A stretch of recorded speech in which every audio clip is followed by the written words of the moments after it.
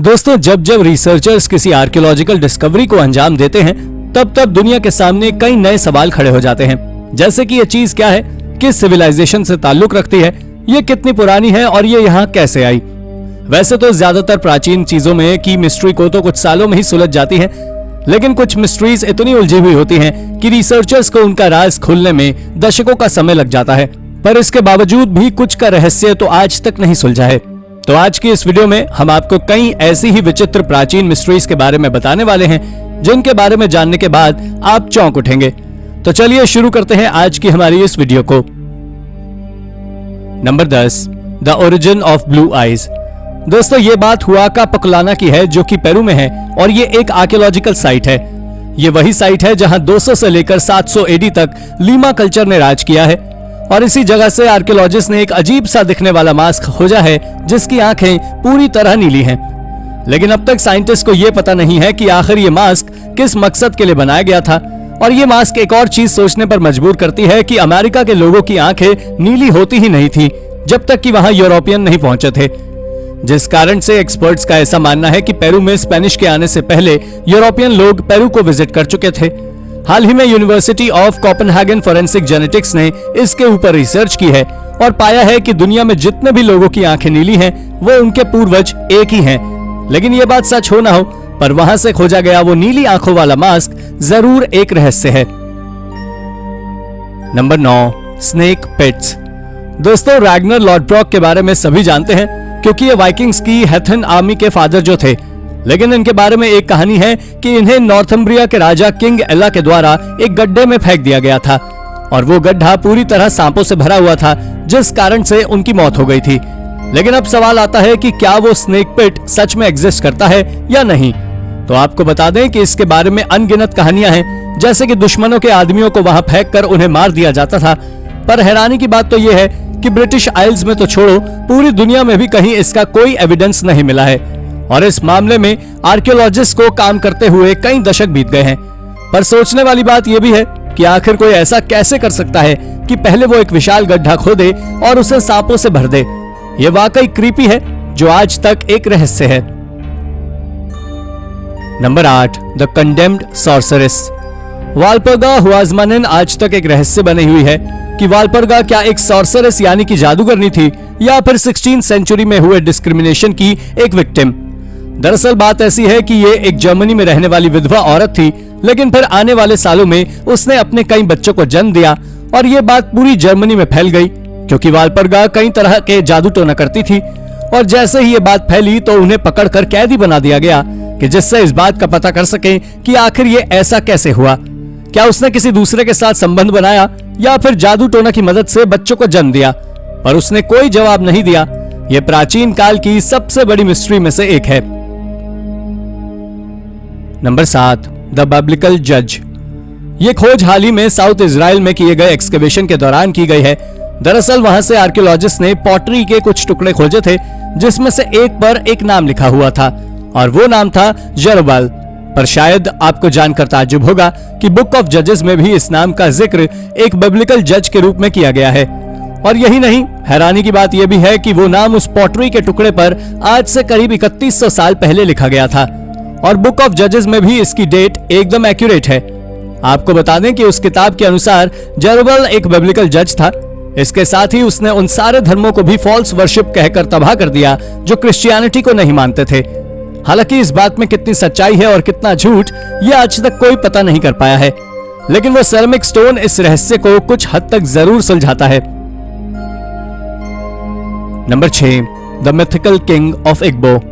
दोस्तों, Igbo Nigeria में रहने वाला एक एथनिक ग्रुप है, जो नॉर्थ वेस्टर्न अफ्रीका में पिछले 6000 सालों से रहते आ रहे हैं, जिस कारण से इनकी पॉपुलेशन भी काफी ज्यादा बढ़ चुकी है, और अब तो ये सब ग्रुप्स में भी बदल चुके हैं।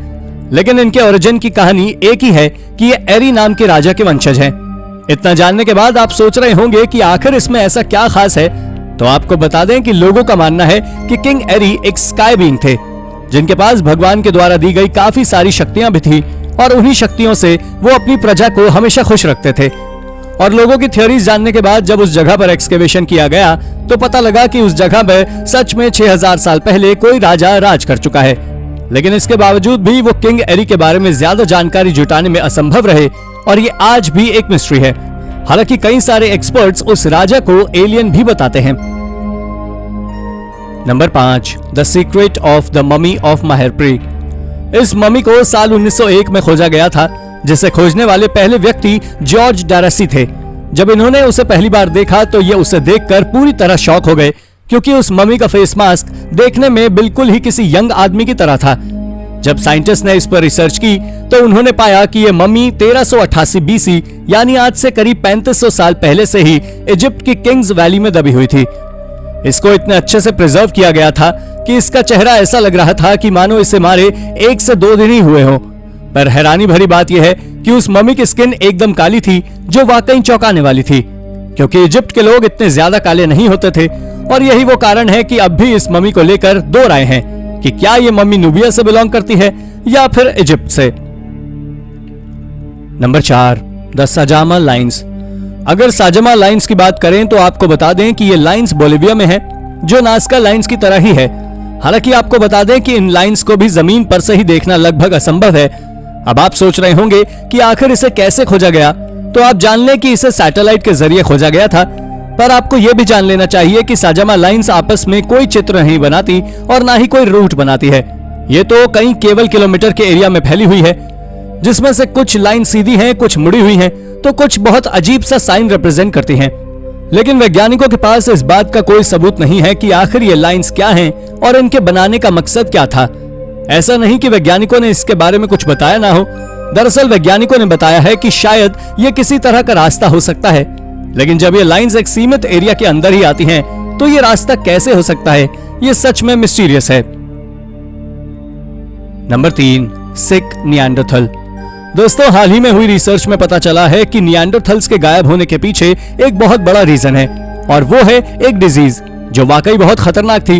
ये आज से 8000 साल पहले फैली थी, जिसमें वो सेम बैक्टीरिया थे जिसके कारण इंसान को पेट में छाले, हर्पीज, ट्यूबरकुलोसिस और टेपवर्म्स पैदा करते थे। और इसी के चलते निएंडरथल इस दुनिया से पूरी तरह मिट गए हैं, और जो निएंडरथल अफ्रीका से यूरोप शिफ्ट हो गए थे वो भी कुछ हद तक ही जिंदा रहे। उसके बाद निएंडरथल्स का अंत हो गया। लेकिन जब उसके ऊपर कैम्ब्रिज और ऑक्सफोर्ड यूनिवर्सिटी के रिसर्चर्स ने रिसर्च की तो उन्होंने पाया कि यह केवल कुछ थ्योरीज हैं और इनके आधार पर साइंटिस्ट केवल अनुमान लगा सकते हैं। लेकिन आखिर निएंडरथल्स गायब या कहें विलुप्त कैसे हुए, ये एक मिस्ट्री ही है।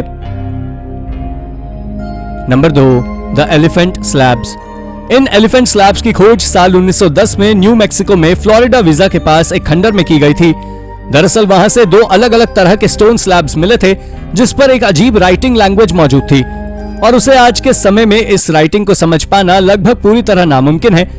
इसके साथ ही यह स्लैब इसलिए भी रहस्यमय है कि ब्रैड स्टीगर जैसे महान हिस्टोरियन का कहना है कि ये एक फिनिशियन स्क्रिप्ट है, जो अमेरिका में मेसोपोटामिया के लोगों के द्वारा हजारों सालों पहले उपयोग में ली जाती थी।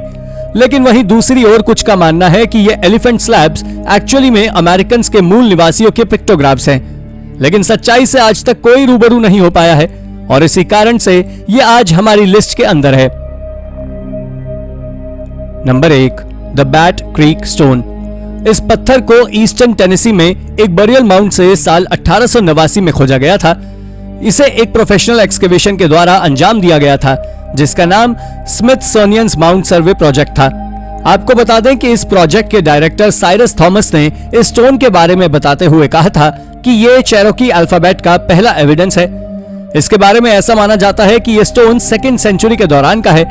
आपको जान लेना चाहिए कि जब आज से 1 दशक पहले इसका ट्रांसलेशन किया गया तो एक्सपर्ट्स ने बताया कि इस पर लिखा है ओनली फॉर द जूडियंस, यानी कि यह केवल जूडियंस के लिए है।